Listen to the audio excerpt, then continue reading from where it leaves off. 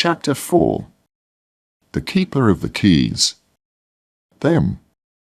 They knocked again. Dudley jerked awake. "Where's the cannon?" he said stupidly. There was a crash behind them and Uncle Vernon came skidding into the room. He was holding a rifle in his hands. Now they knew what had been in the long, thin package he had brought with them. "Who's there?" he shouted. "I warn you, I'm armed." There was a pause. Then, smash! The door was hit with such force that it swung clean off its hinges and with a deafening crash landed flat on the floor. A giant of a man was standing in the doorway. His face was almost completely hidden by a long, shaggy mane of hair and a wild, tangled beard, but you could make out his eyes, glinting like black beetles under all the hair. The giant squeezed his way into the hut, stooping so that his head just brushed the ceiling. He bent down, picked up the door and fitted it easily back into its frame. The noise of the storm outside dropped a little. He turned to look at them all. "Couldn't make us a cup o' tea, could ye? It's not been an easy journey." He strode over to the sofa where Dudley sat frozen with fear. "Budge up, ye great lump," said the stranger. Dudley squeaked and ran to hide behind his mother, who was crouching, terrified, behind Uncle Vernon. "And here's Harry," said the giant. Harry looked up into the fierce, wild, shadowy face and saw that the beetle eyes were crinkled in a smile. "Last time I saw you, you was only a baby," said the giant. "Ye look a lot like your dad, but ye got your mum's eyes." Uncle Vernon made a funny rasping noise. "I demand that you leave at once, sir," he said. "You are breaking and entering." "Ah, shut up, Dursley, ye great prune," said the giant. He reached over the back of the sofa, jerked the gun out of Uncle Vernon's hands, bent it into a knot as easily as if it had been made of rubber, and threw it into a corner of the room. Uncle Vernon made another funny noise, like a mouse being trodden on. "Anyway, Harry," said the giant, turning his back on the Dursleys, "a very happy birthday to ye. Got summat for ye here. I might have sat on it at some point, but it'll taste all right." From an inside pocket of his black overcoat he pulled a slightly squashed box. Harry opened it with trembling fingers. Inside was a large, sticky chocolate cake with "Happy Birthday Harry" written on it in green icing. Harry looked up at the giant. He meant to say thank you, but the words got lost on the way to his mouth, and what he said instead was, "Who are you?" The giant chuckled. "True, I haven't introduced myself. Rubeus Hagrid, keeper of keys and grounds at Hogwarts." He held out an enormous hand and shook Harry's whole arm. "What about that tea then, eh?" he said, rubbing his hands together. "I'd not say no to summat stronger if ye've got it, mind." His eyes fell on the empty grate with the shriveled crisp packets in it and he snorted. He bent down over the fireplace. They couldn't see what he was doing, but when he drew back a second later, there was a roaring fire there. It filled the whole damp hut with flickering light and Harry felt the warmth wash over him as though he'd sunk into a hot bath. The giant sat back down on the sofa, which sagged under his weight, and began taking all sorts of things out of the pockets of his coat: a copper kettle, a squashy package of sausages, a poker, a teapot, several chipped mugs and a bottle of some amber liquid which he took a swig from before starting to make tea. Soon the hut was full of the sound and smell of sizzling sausage. Nobody said a thing while the giant was working, but as he slid the first 6 fat, juicy, slightly burned sausages from the poker, Dudley fidgeted a little. Uncle Vernon said sharply, "Don't touch anything he gives you, Dudley." The giant chuckled darkly.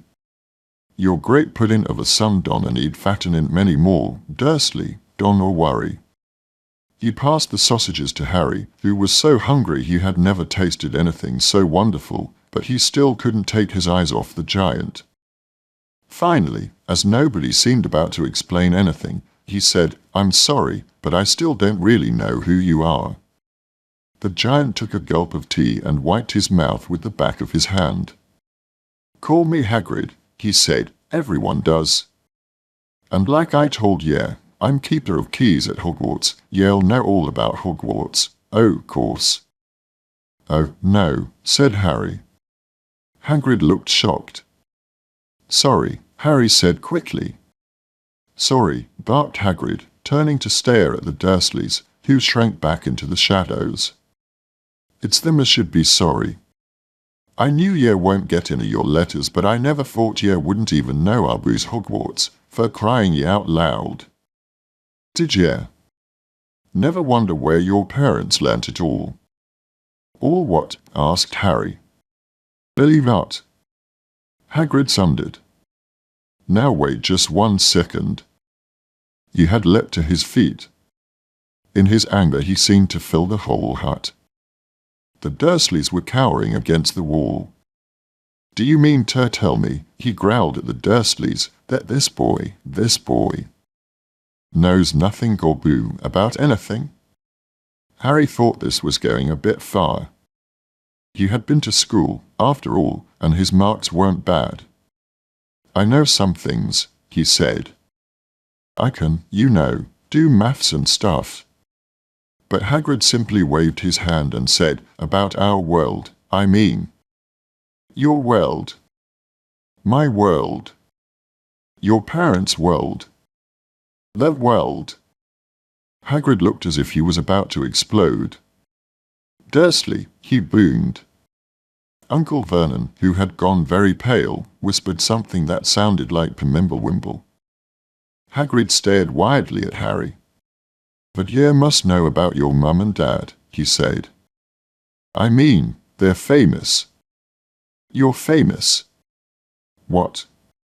My mum and dad weren't famous, were they?" "Ye don't know. Hagrid ran his fingers through his hair, fixing Harry with a bewildered stare. "Ye don't know what ye are," he said finally. Uncle Vernon suddenly found his voice. "Stop," he commanded. "Stop right there, sir. I forbid you to tell the boy anything." A braver man than Vernon Dursley would have quailed under the furious look Hagrid now gave him. When Hagrid spoke, his every syllable trembled with rage. "You never told him?" "Never told him what was in the letter Dumbledore left for him?" "I was there. I saw Dumbledore leave it." "Dursley." "And you've kept it from him all these years?" "Kept what from me?" said Harry eagerly. "Stop." "I forbid you," yelled Uncle Vernon in panic. Aunt Petunia gave a gasp of horror. "Ah, go boil your heads, both of ye," said Hagrid. "Harry, you're a wizard." There was silence inside the hut. Only the sea and the whistling wind could be heard. "I'm a what?" gasped Harry. "A wizard. Oh, of course," said Hagrid, sitting back down on the sofa, which groaned and sank even lower, "and a thumpin' could you I'd say, once ye've been trained up a bit. With a mum and dad like yours, what else would ye be? And I reckon it's oboo time ye read your letter." Harry stretched out his hand at last to take the yellowish envelope, addressed in emerald green to Mr. H. Potter, the floor, hut on the rock, the sea. He pulled out the letter and read, "Hogwarts School of Witchcraft and Wizardry. Headmaster, Albus Dumbledore. Order of Merlin, First Class, Grand Sork, CHF, Warlock, Supreme Mugwump, International Confed of Wizards. Dear Mr. Potter, we are pleased to inform you that you have a place at Hogwarts School of Witchcraft and Wizardry. Please find enclosed a list of all necessary books and equipment. Term begins on the 1st of September. We await your owl by no later than the 31st of July.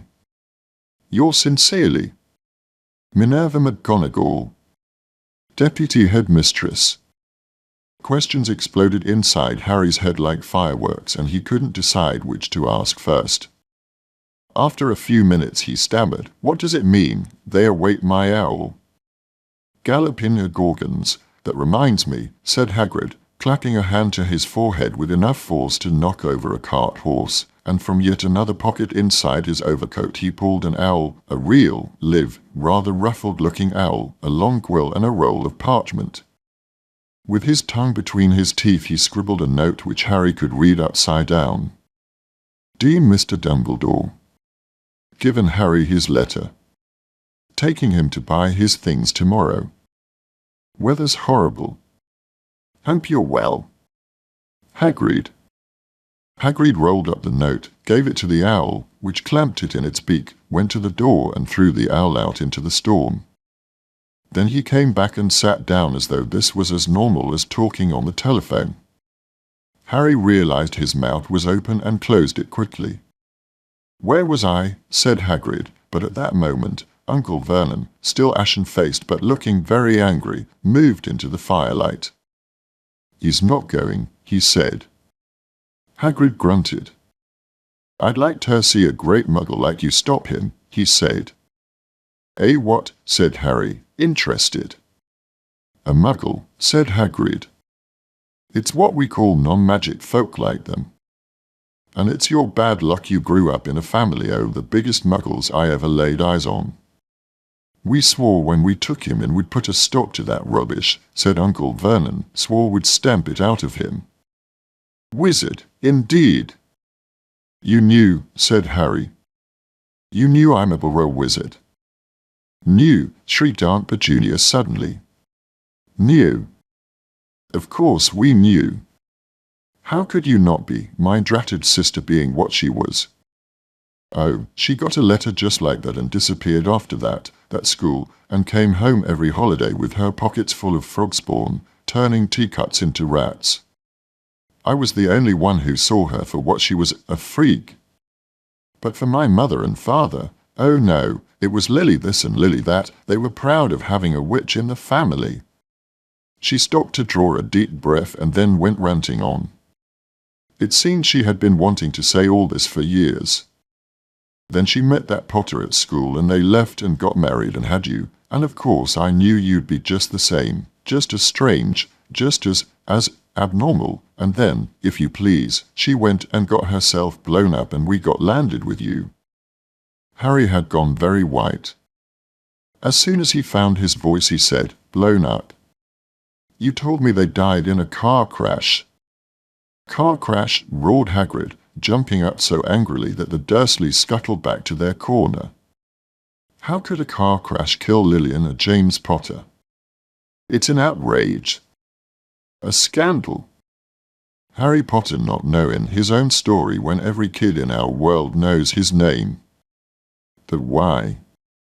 What happened?" Harry asked urgently. The anger faded from Hagrid's face.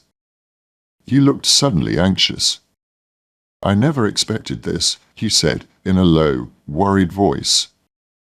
"I had no idea, when Dumbledore told me there might be trouble getting hold of ye, how much ye didn't know. Ah, Harry, I don't know if I'm the right person to tell ye, but someone's gotta. Ye can't go off to Hogwarts not knowing. He threw a dirty look at the Dursleys. "Well, it's best ye know as much as I can tell ye. Mind, I can't tell ye everything. It's a great mystery, parts of it." He sat down, stared into the fire for a few seconds and then said, "It begins, I suppose, with a person called, but it's incredible ye don't know his name. Everyone in our world knows." "Eh?" "Well, I don't like saying the name if I can help it." "No one does." "Why not?" "Gulpins gargoyles, Harry, people are still scared." "Blimey, this is difficult. See, there was this wizard who went bad. As bad as you could go. Worse. Worse than worse. His name was," Hagrid gulped, but no words came out. "Could you write it down?" Harry suggested. "Nah, can't spell it." "All right, Voldemort." Hagrid shuddered. "Donna make me say it again." "Anyway, this wizard, about 20 years ago now, started looking for followers. Got too. Some were afraid, some just wanted a bit owed his power, 'cause he was getting himself power, all right. Dark days, Harry. Didn't know who to trust, didn't dare get friendly with strange wizards or witches. Terrible things happened. He was taken over. Course, some stood up to him, and he killed all them. Horribly. The only safe places left was Hogwarts. Reckon Dumbledore's the only one you know who was afraid of. Didn't dare try talking with the school, not just then, anyway. Now, your mum and dad were as good a witch and a wizard as I ever knew. Head boy and girl at Hogwarts in their day. Suppose the MYSTRY is why you know who never tried to get M on his side before, probably knew they were too close to Dumbledore to want anything to do with the dark side. Maybe he thought he could persuade you, maybe he just wanted M out of the way. All anyone knows is, he turned up in the village where you was all living, on Halloween 10 years ago. You was just a year old. He came to your house and then... Hagrid suddenly pulled out a very dirty, spotted handkerchief and blew his nose with a sound like a foghorn. Sorry, he said. But it's that sad, knew your mum and dad, and a nicer people couldn't find, anyway. You know who killed them. And then, to know this is the real MYSTRY of the thing, he tried to kill you, too. Wanted to make a clean job of it, I suppose, or maybe he just liked killing by then. But he couldn't do it. Never wondered how you got that mark on your forehead? That was no ordinary cut. That's what you get when a powerful, evil curse touches you. Took care of your mum and dad and your house, even, but it didn't work on you, and that's why you're famous, Harry. No one ever lived after he decided to kill no one except you, and he'd killed some to the best witches and the wizards of the age, the McKinnons, the Bones, the Pruitts, and you was only a baby, and you lived. Something very painful was going on in Harry's mind. As Hagrid's story came to a close, he saw again the blinding flash of green light, more clearly than he had ever remembered it before, and he remembered something else, for the first time in his life, a high, cold, cruel laugh. Hagrid was watching him sadly. Took ye from the ruined house myself, on Dumbledore's orders. Brought ye to this lot. Load of old tosh, said Uncle Vernon. Harry jumped. He had almost forgotten that the Dursleys were there. Uncle Vernon certainly seemed to have got back his courage. He was glaring at Hagrid and his fists were clenched. Now, you listen here, boy, he snarled. I accept there's something strange about you, probably nothing a good beating wouldn't have cured, and as for all this about your parents, well, they were weirdos, no denying it, and the world's better off without them in my opinion, asked for all they got, getting mixed up with these wizarding types, just what I expected, always knew they'd come to a sticky end. But at that moment, Hagrid leapt from the sofa and drew a battered pink umbrella from inside his coat. Pointing this at Uncle Vernon like a sword, he said, I'm warning you, Dursley, I'm warning you, one more word. In danger of being speared on the end of an umbrella by a bearded giant, Uncle Vernon's courage failed again. He flattened himself against the wall and fell silent. That's better, said Hagrid, breathing heavily and sitting back down on the sofa, which this time sagged right down to the floor. Harry, meanwhile, still had questions to ask, hundreds of them. But what happened to you know who? Good question, Harry. Disappeared. Vanished. Same night he tried to kill you. Makes you even more famous.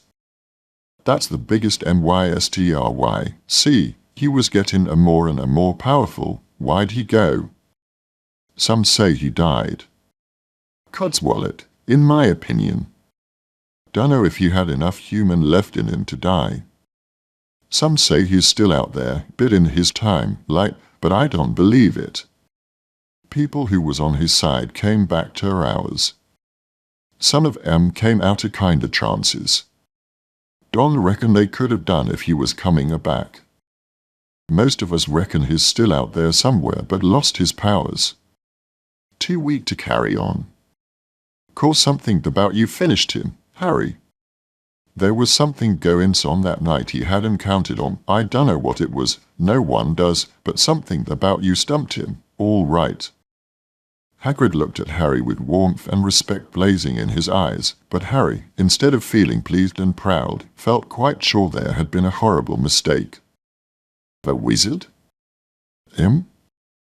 How could he possibly be? He'd spent his life being clouted by Dudley and bullied by Aunt Petunia and Uncle Vernon. If he was really a wizard, why hadn't they been turned into warty toads every time they tried to lock him in his cupboard? If he'd once defeated the greatest sorcerer in the world, how come Dudley had always been able to kick him around like a football? Hagrid, he said quietly, I think you must have made a mistake. I don't think I can be a wizard. To his surprise, Hagrid chuckled. Not a wizard, eh? Never made things happen when you were scared or angry? Harry looked into the fire. Now he came to think about it, every odd thing that had ever made his aunt and uncle furious with him had happened when he, Harry, had been upset or angry, chased by Dudley's gang. He had somehow found himself out of their reach, dreading going to school with that ridiculous haircut. He'd managed to make it grow back, and the very last time Dudley had hit him, hadn't he got his revenge, without even realizing he was doing it? Hadn't he set a boa constrictor on him? Harry looked back at Hagrid, smiling, and saw that Hagrid was positively beaming at him. See, said Hagrid. Harry Potter, not a wizard, you wait, you'll be right famous at Hogwarts. But Uncle Vernon wasn't going to give in without a fight. Haven't I told you he's not going, he hissed. He's going to Stonewall High and he'll be grateful for it. I've read those letters and he needs all sorts of rubbish, spell books and wands and. If he wants to go, a great muggle like you won't stop him, growled Hagrid. Stop Lily and James Potter's son going to Hogwarts. You're mad. His name's been down ever since he was born. He's off to the finest school of witchcraft and wizardry in the world. 7 years there and he won't know himself. He'll be with youngsters of his own sort, for a change, and he'll be under the greatest headmaster Hogwarts ever had, Albus Dumbledore. I am not paying for some crackpot old fool to teach him magic tricks, yelled Uncle Vernon. But he had finally gone too far. Hagrid seized his umbrella and whirled it over his head. Never, he thundered, insult, Albus Dumbledore, I.N., front, O.F.M.E. He brought the umbrella swishing down through the air to point at Dudley. There was a flash of violet light, a sound like a firecracker, a sharp squeal, and next second, Dudley was dancing on the spot with his hands clasped over his fat bottom, howling in pain. When he turned his back on them, Harry saw a curly pig's tail poking through a hole in his trousers. Uncle Vernon roared. Pulling Aunt Petunia and Dudley into the other room, he cast one last terrified look at Hagrid and slammed the door behind them. Hagrid looked down at his umbrella and stroked his beard. Shouldn't I lost me temper, he said ruefully, but it didn't work anyway. Meant to turn him into a pig, but I suppose he was so much like a pig anyway there wasn't much left to do. He cast a sideways look at Harry under his bushy eyebrows. Be grateful if ye didn't mention that to anyone at Hogwarts, he said. I'm, not supposed to do magic, strictly speaking. I was allowed to do a bit to follow year and get your letters to year and stuff. The reasons I was so keen to take on the jobs. Why aren't you supposed to do magic? Asked Harry. Oh, well, I was at Hogwarts myself, but I, got expelled, to tell ye the truth. In me 3rd year. They snapped me wand in half and everything. But Dumbledore let me stay on as gamekeeper. Great man, Dumbledore. Why were you expelled? It's getting late and we've got lots to do tomorrow, said Hagrid loudly. Got to get up to a town, get all your books and that. He took off his thick black coat and threw it to Harry. You can keep onto that, he said. Don't mind if it wriggles a bit. I think I still got a couple o' the dormice in one o' the pockets.